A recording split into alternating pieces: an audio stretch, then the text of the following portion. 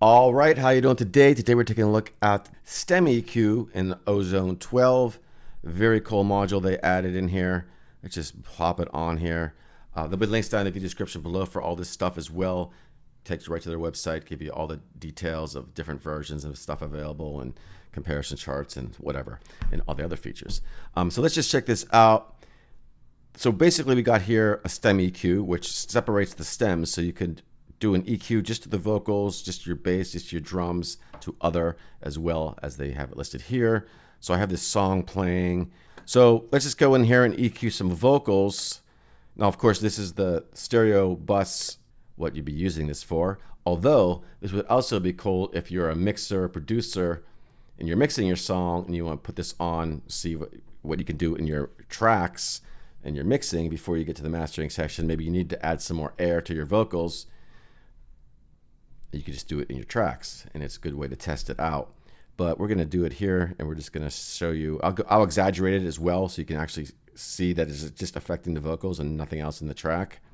Stirring up emotions, no more meltdown, no more saying that you want to when you know it's a lie, no more questioning my answers, no more wondering why, no more.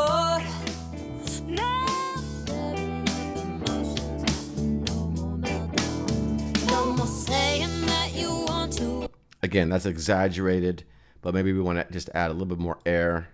Stirring up emotions, no more meltdown. Maybe we want to go to the kick drum here, add a little punch, more punch to it. Stirring up emotions, no more meltdown. No more saying that you want to when you know it's a lie. No more questioning my answers, no more wondering why. No more, no. Stirring up emotions, no more meltdown. No more saying that you. Maybe we want to add some more low end. Stirring up emotions, no more meltdown. No more saying that you want to when you know it's a lie. No more question. Obviously, I'm doing things to a little bit of extreme here to show you what it's doing. And of course, we can do before and after. Stirring up emotions, no more meltdown. No more saying that you want to when you know it's a lie. No more question. Now, another cool thing about this is we could probably use this on, let's say we have the instrumental track and then we have a vocal track that you want to play with. And you could just use this on the instrumental track, or maybe you have a music loop or something that has a lot of things going on. You just want to kind of adjust the drum part of it or something. And this is maybe for your music production.